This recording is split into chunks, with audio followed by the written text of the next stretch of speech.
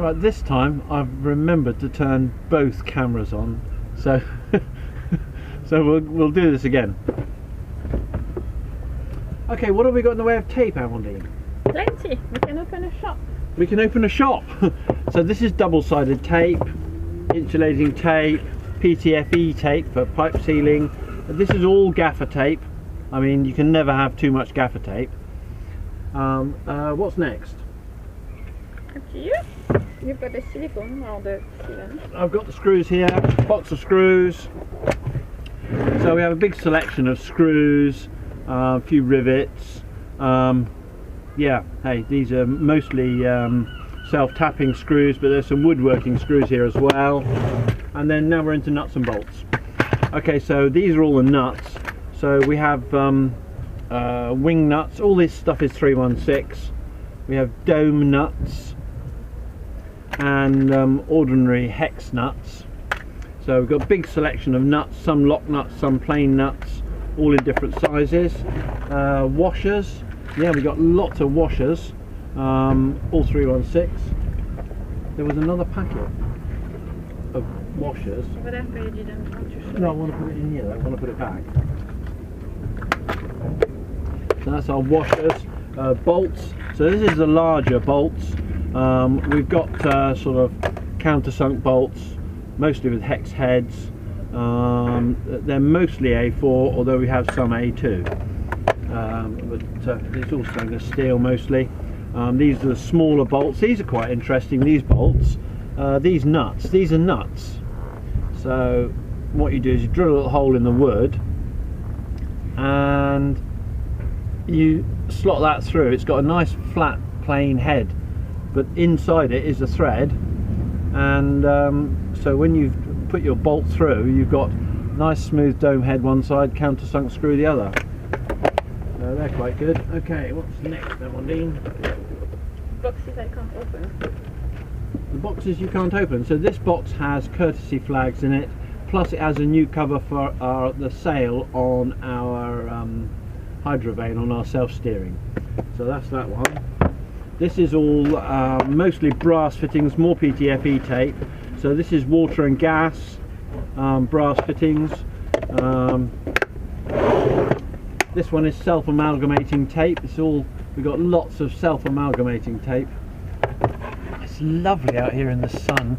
The wind is really chilly. I mean, well, it is winter in Northern Europe. I mean, we shouldn't be in Northern Europe. We should be somewhere further south, but anyway.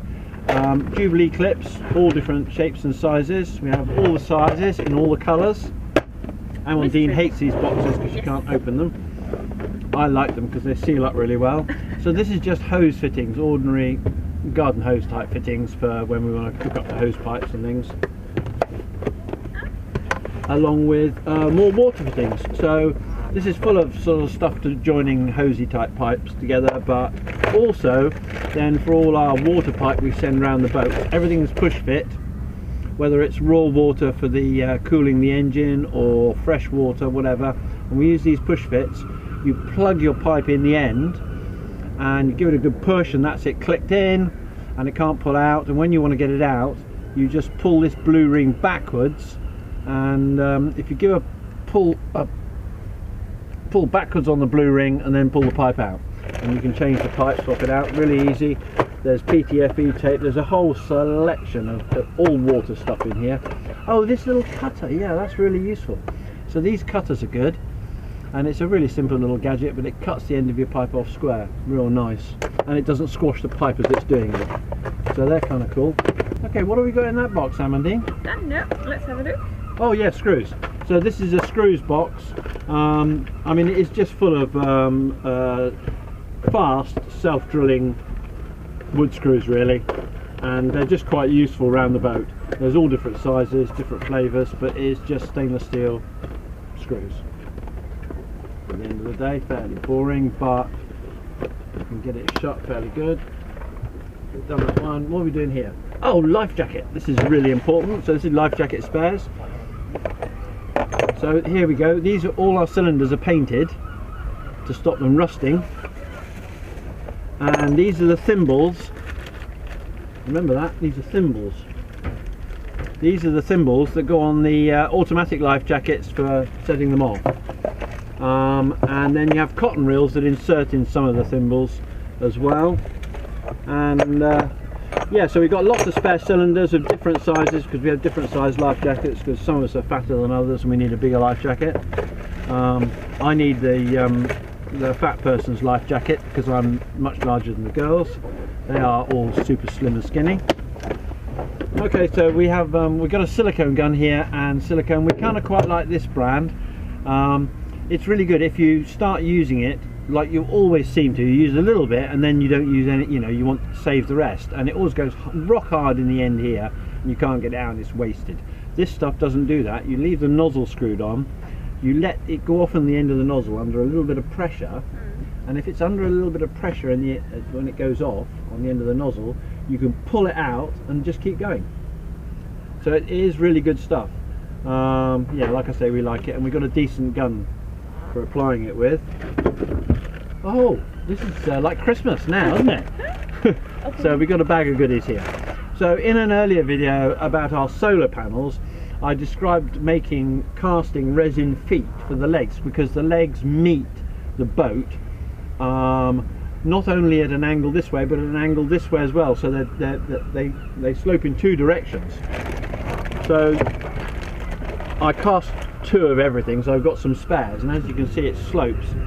So you'll see here it slopes down this way, but it also slopes that way, and so these are the cast resin feet. Then also in here are some, so we've got some older light fittings on the boat, and I wanted to convert a couple of them and run other stuff inside them instead of the old heavy duty incandescent bulbs. So this single contact bulb, I smashed the glass off it, soldered two wires inside, and then filled it up with resin, and now I've got two wires. I can put that in a holder, and I've got pods and egg coming out. I can net LED or whatever I want on. And this is the same, smash the glass off, bit of solder, filled full of resin. There it is in there, and this is a twin contact one. So I've got a single contact and a twin contact. So that's that. Anything else? Yes, we've got 3 more boxes. We got 3 more boxes. Whoa! It's better than Christmas.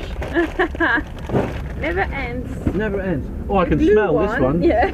Mmm, yummy. So this has got gel coat filler in here, so it's repairing gel coat, and it also in here was the 2-part resin epoxy glues, but I've just used several tubes of that over the recent time, and I need to get some more. But we're still in lockdown here in Northern Europe, in England, and once everything opens up and I can go out and get some more, I'll be stocking that up. Oh look, one of it's lost one of its little handles. This one here. This is got a bit of an eclectic mix, this box. So these are fly screens for the solar vents in the saloon. I've got winch spares, and I've also got spares for the Jabsco pump that provides the raw water cooling. And then there's a variety of other bits and pieces. It's mostly things that I didn't know where to put them, so they went in this box. But we might have to sort that out later. What have you got there, Amandine?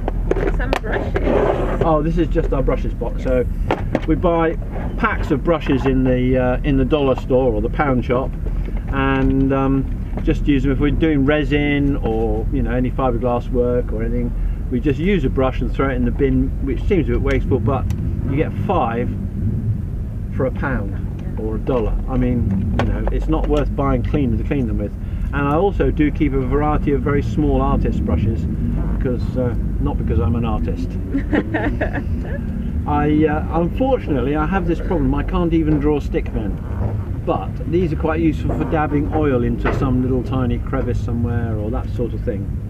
So so that's our brushes container. Hello. Hi. Is that the last of it? No. Oh, my favourite tool that nobody knows about, cable tie gun.